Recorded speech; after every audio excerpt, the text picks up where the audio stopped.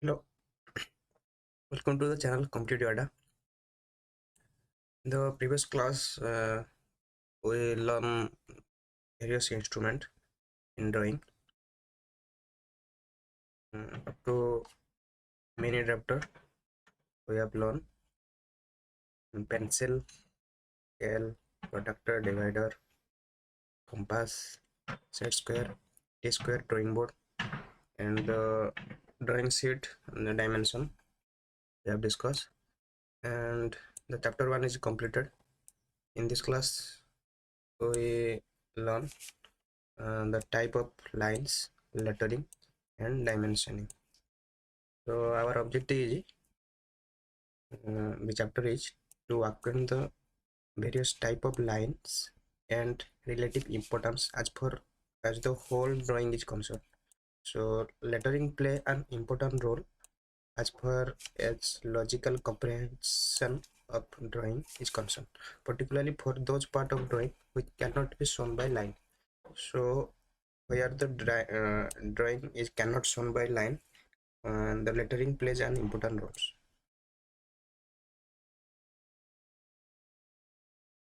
So a well-meaning drawing must be associated with a clean dimensioning with good letter quality. Therefore, lettering should be lucid, legible, and uniform in appearance and easy to write for rapid freehand writing. So after completing this chapter, the student will interact the knowledge, uh, the significance of lines, and also importance of lettering in large perspective of quality and comprehension drawing. So without any delay, let's start. What is the lines? So there are various type of lines used in general engineering drawing as described by Bureau of Indian Standard BIS 46 1988 are demonstrated in the figure. So first one is types of lines. First heading is outlines. So what is outlines? The lines drawn to represent visible edges and surface boundary of object are known as outlines, or also called as object lines or principal lines. So outlines are also called as object lines or principal lines. So these are represented by continuous thick line. So let us see what is the representation. These are the continuous thick lines. So it is called as outlines. And here the drawing, let's see.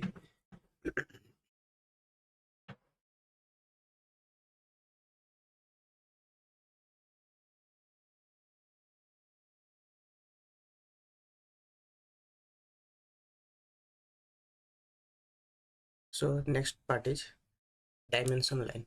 So this is continuous thin line and used for giving dimension of the drawing, and it's also known as dimension line. And dimensional line is terminated at its outer end with an arrowhead touching the outlines, the extension lines and center lines.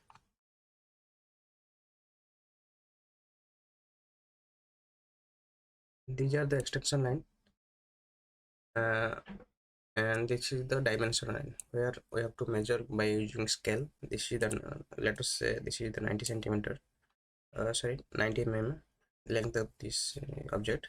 So this dimension line is represented by double arrow headed, and this 90 is known as lettering, and this is arrow is called as lining in drawing. So this is the extension line.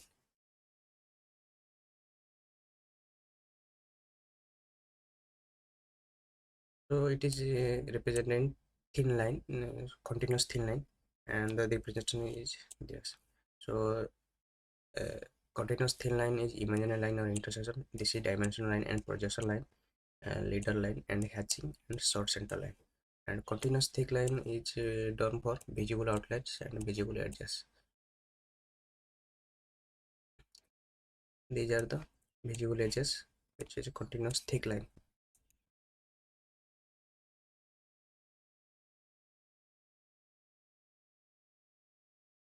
Next line is our extension line and projection line. As we discussed, These are the extension line for drawing the measurement.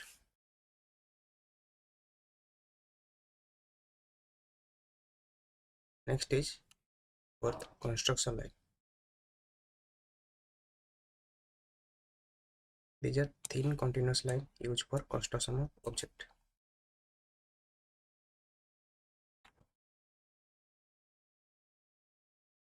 These are thin lines as you show. Next line is section line or hatching line. Next we have to learn what is section line or hatching line.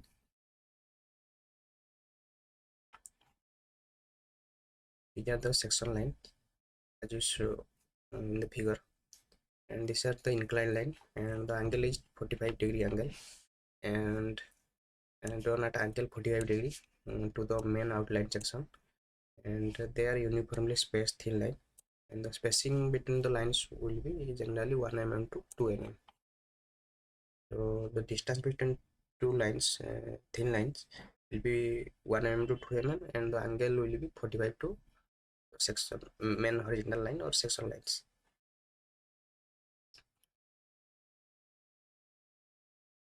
Next will be leader or pointer line, and these are the continuous thin line. The main distinguish of the leader or pointer line is these are thin line and are drawn to connect a node with a specific feature of the drawing. Next line is short break line. And these are the continuous and thin. Also, the short break line is thin and wavy freehand lines and drawn to show the break of an object for a shorter length. These are also used to show irregular boundary. Let us see what is the short wave lines. So see, this is a cylinder type of, and the diameter we have to shown by the short break lines. The section is diameter section is short break line. Here the short proposes short length type object. If uh, if the break line will be long case, in case of long case, so it is represented by long break line.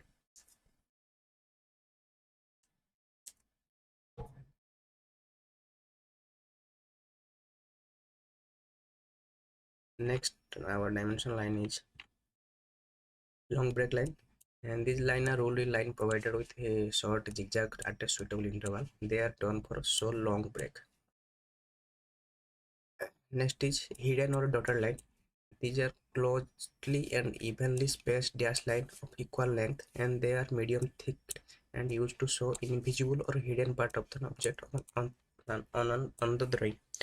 So these are the dashed thin line, and this is dashed thick line, and it is for purpose of hidden outline or hidden edges, and dashed thin also be hidden outline and hidden edges.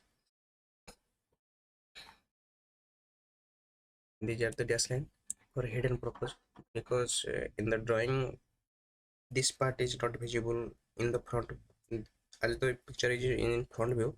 So this part, these edges will be not shown directly in the front view, so we have to mention in the drawing by dash line. So this is the hidden line or dotted line. Next line 10 is center line. These are the thin, long, and chain line composed alternately long and short dash space at the approximate distance of 1 mm. The proportion of length, the long and short dashes is 6:1 or to 8:1. The short dashes are about 1.5 mm long, and these are used to indicate the axis of cylinder, conical, or a spherical object. So center line is indicate for axis of cylinder, conical, or spherical object. These are used to show the center of the circle or arc. So center line should extend for a short distance beyond the outlines to which they are refer. Locus line, extreme position of a movable part, and the circle are also shown by this line. So let's see what is the center line.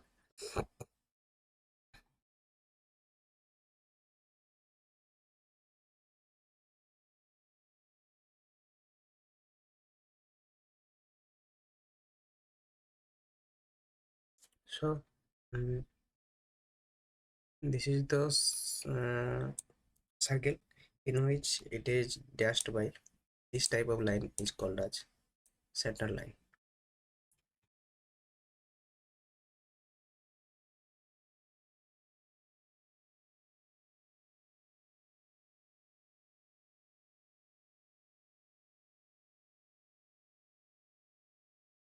So this is thin long chain and short dash space at the approximate distance of 1 mm. So next is our line is cutting plane line. These are the long and thin chain line with thick end. These are used to show the location of cutting plane.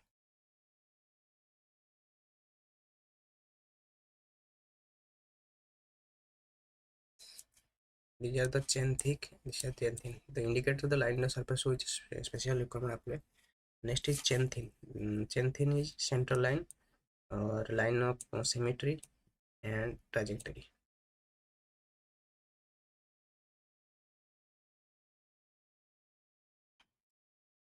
Next line is chain thick. These are lines are used to indicate special treatment on the surface.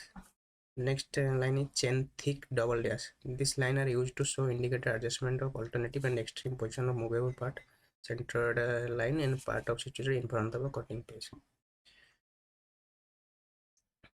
This is the chain thin double dash.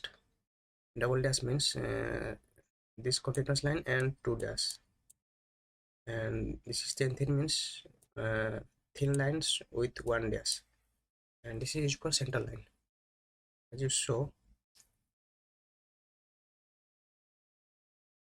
these lines are thin center line and a single dashed line, and these are the locus line which is double dash. You see the table. Is chain thin double dash line.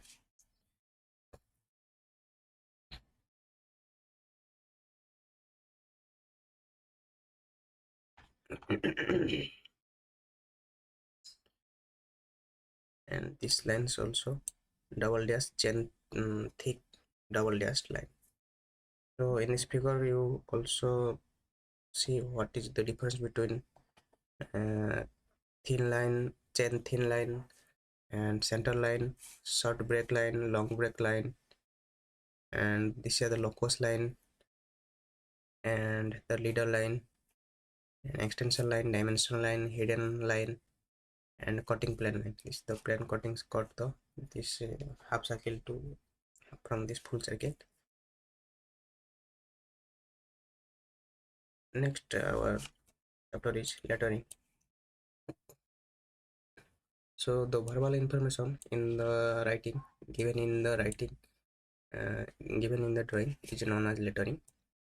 So lettering plays an important role as far the logical comprehension of drawing is concerned, particularly for those parts the drawing which cannot be shown by line.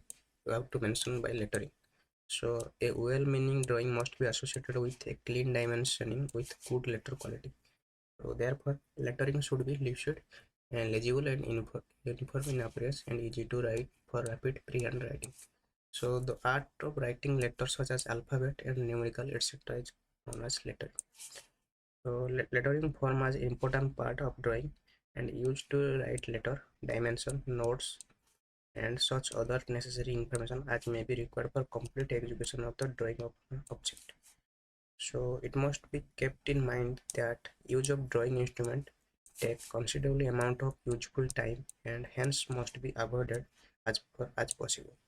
So certain principles need to be followed for developing good writing skill for lettering, and one must be knowledge of following parameter in order to master of art of good lettering. So what are the principles we have to follow? First principle is shape and proportion of each letter. Next is order and direction of stroke. Next is general composition of letter. Next is rule for combining letter into words. Next is skill of writing the letter in plain and simple style so that the lettering can be done freehand. So in the lettering, what is a single stroke letter? So in the Bureau of Indian Standards 9609 1990, recommended a single stroke lettering for a use of engineering drawing. So we have to use single stroke lettering for the engineering drawing, and these are the simple form of letter and usually employed in most of engineering drawing.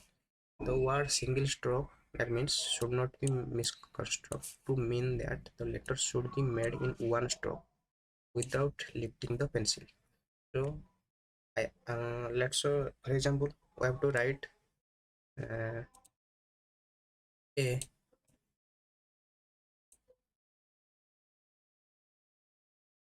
sorry we have to write some word W. By writing the W, we cannot lift the pen from the working area, that means the board. So it will be counted as single stroke. So lettering should be that most. Okay.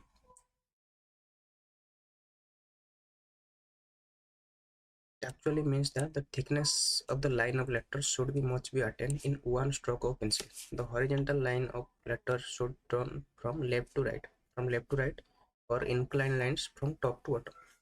So single stroke letter are two type, it is vertical and inclined. Next, inclined letter lean to right and slope being 75 degree with horizontal. The size of letter is described by its height. According to the heights of letter, they are classified as lettering A and lettering B. So in the next class, we learn what is lettering A, lettering B, and what is single stroke and types of single stroke, verticals and inclined, etc. etc. We'll discuss in the next class. Okay, thank you.